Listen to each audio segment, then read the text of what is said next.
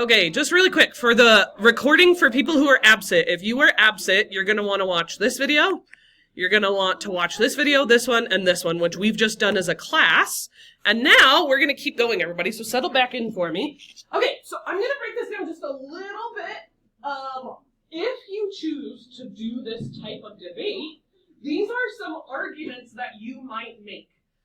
These are real examples of real arguments that I had researched over the weekend. So the first one is the government should help Russia develop their exploration of the Arctic because that can also benefit us. So it's saying we should work more closely together. The second argument is a totally different way of thinking about it. There's a lot of native people who live in the Arctic Circle. So America has Native Americans, different native people. They're people who have lived there for a long, long, long time. We should work more closely with them to build solar and wind energy projects. So that matters because, again, it could affect everybody. So another argument is the government needs to put more technology into the Arctic because what happens there matters for everybody. So maybe they should put more radars and have more drones and satellites to keep a better watch on the area. Plus, not only is that important for the climate, but it also might be important for military stuff. But NEG, because NEG has totally different arguments that are also really debatable. So they could say that if U.S. companies work to kind of collaborate with Russia, that they could try and argue that won't work because that's happened before and it has failed. And so that's a good negative attack of saying we shouldn't do the Russia thing. It's not going to actually work. So another argument that NEG could say is that renewable energy for native villagers might actually break the system because it involves a lot on a certain kind of engine, and that can actually go wrong. Then another one is they can say if we put more radars and satellites, it's actually going to make Russia think that we're getting ready to attack, and that's bad because that obviously could lead to war. So here's the deal: if you are number one extremely confused, or number two don't like that topic, you probably won't want to do policy. But I encourage you to wait until we're done. So we're now going to switch from thinking about the topic to thinking about how policy debate actually works. Because it's a lot different than oratory and a lot different than extemp because it's an actual back and forth debate event. So in policy debate, there are really specific things that happen when you're AF and really specific things that happen when you're NIC. So try and really focus for me, everybody. If you're AF, they make a plan that could solve the issues. Policy debate is called policy debate because it's almost like you're like a little politician, that you're saying to the government, hey, government, you're not fixing this well enough. I have this plan. Do this and it will fix this problem. So even though it's hypothetical, it gets you to think like a politician. Some kids love that, some kids don't. So not only does the affirmative make a plan, who's going to do this thing? How much is it going to cost? When is it going to happen? How much will it affect people? That's kind of what happens in a plan. But they also try and defend the topic. So they say, yes, we should do more exploration of the Arctic. Then NEG has a very, very different job. No, he has to wait. I told him that, yeah, it's not a good time quite yet. NEG has a very different job. NEG does two things. They not only try and destroy the affirmative's plan. They're going to say, nope, that costs too much money. The people who would be in charge of that won't be good at doing it. It won't work. It's going to take way too long to actually happen. It will not actually affect that many people. So they're going to attack the affirmative's plan. And they attack the topic itself. They might say, you know what, yeah, the Arctic matters, but it doesn't matter as much as homelessness. Or it doesn't matter as much as the 90 people who get shot in Chicago every weekend. That's true. So the NEG attacks the plan and they attack the topic. Okay? Yep. So you got to talk about one of the ways you decide if you want to do policy is, it's a team event. It's a team of two versus another team of two. So if you do policy, you would have a partner, and you would do all the work together. And there's really good, but also really bad things about that. So number one, you debate as a team. Even though certain people will be talking at a certain time, you use the same work together. Sometimes you would be AF, but you would also sometimes be NEG. In policy debate, you do both. Max, this is the third time I'm asking you to ignore track, okay? So you gotta focus. So, I have had people do policy because they're like, yeah, I want to work with my friends. And then they hate policy because, and look me in the eyes, this is so important. It is literally 10 times harder than any kind of debate. Last year, I won't like say their names because I don't want to like embarrass them, but I had several different teams who picked policy because they're like, this is my buddy, I want to work with my buddy. And they said to me at least 15 times, you are not kidding. This is way harder than I thought it was going to be. They regretted their decision, but it was too late to change because they had gotten so far into it and they wouldn't have had enough time to get ready for the tournament. So I'm telling you, you cannot do policy just because you want to work with your friends. You will hate it. You will absolutely regret that you took debate and you will not like policy. So that being said, yeah. I'm going to get there. Yep, I have some future slides where we're going to go over positive and negatives, okay? Yeah. So, one of the things that makes it hard, it's the longest debate. Remember, extemp, you only speak for 4 minutes. Oratory, you try and speak for 8. Policy, if you filled up all of your time, you would speak for about 20 minutes. So it's a lot more talking. Some kids love that. So, to teach you the time limits, kind of like SPAR, we had 1, 2, 2, 3, 1, 1. I made up a dumb song to try and get it stuck in your head. So this is the policy song. All together, it's a 46-minute debate with AF and NEG together. Yeah, it's long. So it goes 5, 2, 5, 2, 5, 2, 5, 2, 3, 3, 3, 3, jazz hands. Do it with me, everybody. You can just stay seated. So get your 5s and your 2s ready. 5, 2, 5, 2, 5, 2, 5, 2, 3, 3, 3, 3, jazz hands. So notice that there's 4 sets of everything. There's 4, 5, 2, 5, 2, 5, 2, 5, 2. That's because there's 2 AF and 2 NEG. And then there's 4 of the 3, 3, 3, 3. That's because there's 2 AF and 2 NEG. So I'm going to break it down. Now this next slide is going to look scary. It's pretty easy to learn if you stick with me, so you're doing great. So the policy debate is broken up into 2 parts. The first half is called the constructive. Now this is going to be an answer on your notes later. So construction workers build stuff, right? Construction, constructive. This is how you're going to remember this. At the first half of the debate, just like when we sparred, you build your arguments. You're not attacking anything yet. These are pre-written arguments that you're just piling on your opponents. You might have like 35 arguments that you're just building. AF will build arguments. NEG will build arguments during the constructive block. So here's how you read this. So notice you've got like your little answer key over here. When it says 1AC, AF, or I should have said it, A stands for AF, that's the side that agrees, and C stands for constructive. So they have 5 minutes, and it's a pre-written speech. Then, just like in the Lincoln Douglas video you saw on Friday, then the negative attacks AF for 2 minutes. Then the whole thing happens again. Now, 1 and C is the first person on the NEG side, constructive. They have a pre-written speech, then they get attacked for 2 minutes. Then the second affirmative partner has a constructive speech where they're just building arguments. Try and really focus, guys. This is why policy debate is, the acronym is the weirdest one. Like oratory, it makes sense. Original oratory is OO. Extemporaneous is EXT. Policy is CX. That's the acronym for policy. And it's because there are so many different cross-examination. That's what CX stands for. Cross-examination, which is like clash in SPAR. That's like you being a lawyer. Somebody just talked and you try and destroy them. You are trying to attack everything they said. And that's why it's called cross-ex debate sometimes, is because there's so much cross-examination. So after everyone has built all these arguments, constructive, they built, and then the neg comes along, and the Act 2, and they have rebuttals. And that's what we practiced when we did Werewolves of Coatesville. We were practicing rebuttals. Rebuttals are the hardest part, but they can also be really fun. Yeah, exactly. Rebuttals are where you start attacking everything. You have to do two things. Just like in sports, listen. In sports, there's offense and defense.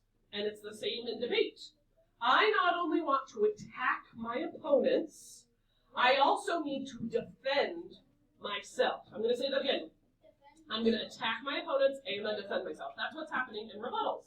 So, the way you read this, the first neg has a rebuttal speech for 3 minutes. Then the first AF has a rebuttal for 3 minutes, and so on and so forth. There's also prep time.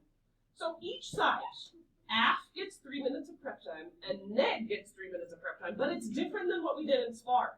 Prep time in policy debate happens only during the rebuttal block. Prep time, you gotta really try and focus here. Prep time happens before a rebuttal speech. Rebuttal speeches can't be pre-written because I don't know what they're going to say. I can predict what my opponents might say, but I don't know for sure what they're going to say. So if I was the 2NR, I was the second neg rebuttal, I would say to the judge, before I start my speech, I need to stop and have some prep time. So I would take 1.5 minutes so that my partner could also have 1.5 minutes. And what that means is the debate stops. And you get time to just sit and make your plan of attack. It goes insanely fast, but you have time to just stop and think. And the benefit of prep time, AF gets 3 minutes and neg gets 3 minutes. So when AF is having prep time, neg also gets the same prep time. So technically it's more like 6 minutes for everybody because the debate stops for everybody. Yeah. It's 46. If you added all those up, it's 46. Yeah. Okay, now, cross-examination. Another benefit about cross-examination is that there's extra built-in prep time if you do it correctly. Some kids ignore this advice, and then they don't do very well because this is a really important strategy. Let's pretend, because they're sitting right here, let's pretend that Maddie and Ezra are a partner, and they are affirmative.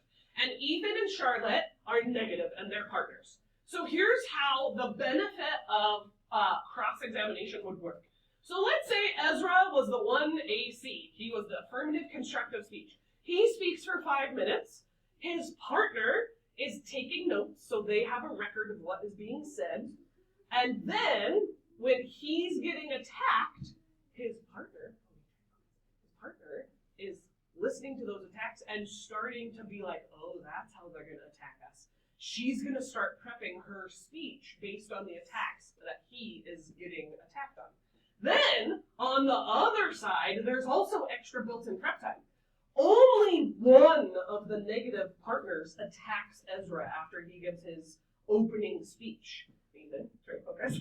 So, let's say that Ethan is the one they've chosen that's going to attack Ezra. Well, Ethan tries to fill up all that cross-examination attacking time. He's filling up all that time. Charlotte is straight up ignoring what Ethan is doing because she has a speech coming up. So she has this extra 2 minutes of prep time built in. She's not even going to pay attention to what he's doing. She's just prepping her next speech. So it's got all this extra built-in prep time that can be a benefit. Now, this one has props, so everyone wait just 1 second. While I'm getting these props, I had a friend, I told you about Mr. Simmons. He was the debate coach at Mount Jordan Middle School a while ago. He's the one that I had the silly dream about that I weirdly beat him with a giant trophy. Do you remember that story? So he did what I'm about to do, but he did it with chairs, so it was way more dramatic. The reason he was able to throw chairs across the room is because he was a band teacher, so he had a big open empty room. I can't do this with chairs, so I'm going to do it with cups and a pony head. But this is to represent what happens. Hold on. This is to represent what happens in policy debate, okay? One of the reasons it is so tough is because of what I'm about to tell you. So, to listen to it right now is not hard, though. To actually do it is harder. So, the app has to prove 6 things. They have to prove, first of all, hard. They're going to build a foundation. Just like a house is being built, they build a foundation first before they start building anything.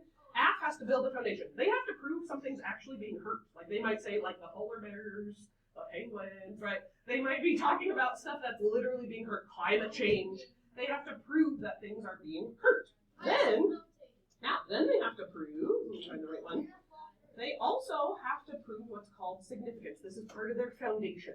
They have to prove that this is significant enough that they should actually win.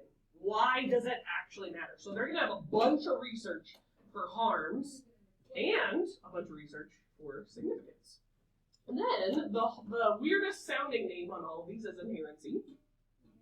Inherency is a fancy word that means, why is this topic not just going to magically go away? Like when you have a zit, it will eventually go away. But this topic is so involved and so there's like a lot of moving parts that it's not just going to inherently fix itself. It's not going to magically go away unless we intervene. So that's part of their foundation. They have to have research for all of these. Then there's also what's called topicality. Topicality means, are you actually debating about the Arctic? You would be surprised how many kids from Indian Hills, because I love picking on them, will get up and have speeches that don't have anything to do with the topic. So they get attacked on topicality because you have to argue what the topic actually says. Then comes the most important part, the plan. Who's going to make this thing happen? How much is it going to cost? How soon is it going to happen? How many people is it going to affect? So we're still building these arguments for AF. Then a really important part is solvency. I have to prove, this is the hardest thing to prove, and you have to have a lot of good research to prove it. I have to prove my ideas actually fix stuff. They solve the problems. Because if they don't solve the problems, why should the judge vote for you? Okay, so, sure. Then, AF spends 10 minutes. Actually, with prep time, it's more like 14 minutes. AF spends all this time. They've done all this research. They've built this as carefully as they can, and the pony head is representative of Neg. And the whole time AF is speaking, Neg is like, yeah, keep talking so I can destroy you. Because then Neg comes along with all their research. Imagine this is with cheers, and it's way more dramatic than it actually is. Neg comes along with their research, and I'm going to try not to hit Ezra in the face, so maybe move that way, Ezra. Neg is like, yeah, nice try, but, right? All of that hard work can kind of easily get destroyed depending on how, thank you, Ezra, depending on how much affirmative actually did their job. So, here is the deal. Policy, because it's the hardest debate to do, thank you so much, it takes the longest to learn. We're almost done. I'm going to change the due date on Canvas, everybody. I'm going to change the due date for our policy notes to tomorrow. So I haven't done that yet, so ignore that your to-do list says that it's due today. I'll do that when I have time. We will do the last couple of things. There's not that much more, but we'll finish that up tomorrow, and we'll start learning Lincoln Douglas debate tomorrow, like officially. You got a preview on Friday, but we'll officially learn it. The good news about Lincoln Douglas is it's much easier to learn than policy, even though policy is not that bad. Before I officially, we're gonna transition to Candy. This is really, really important, so try and sit still and look at me. So if you are even sort of thinking about doing policy debate, you should come to after school practice, because no one is allowed to do policy debate without proving to me, number one, why you're capable of working as hard as you're gonna have to work with policy, and number two, you have to we have to have a conversation of why you want to do policy debate. It's the only debate that I approve or deny. I do deny people every year only because there's information that maybe I have that you don't. And there's certain types of people that policy debate, I know from 14 years of experience, it just doesn't work for them. So if you're thinking of doing it, you would want to come to after school practice, because after we have a conversation about how it works and why it's so important, then I'm also going to give you your first official policy lesson that you won't get during class. You can't do policy debate if you can't come to after school practices on Monday. So that's another thing, that you just straight up are not allowed to do policy if you can't come, because policy has so much extra involved. We literally don't have enough time to do it all during class. Now, for those of you, like I said, who think you want to do LD or oratory or extemp, I also recommend coming to after school practice if you can, because they're going to also be doing the first steps in getting ready for the tournament. So when I say go, I'm gonna give you 2 more coins. I'm gonna get the candy bucket. All of you get. This will be the time you turn in your yellow papers. When you come to get candy, ask me your questions. Okay. Okay. So the 5-minute bell. No, the 5-minute bell is just enough.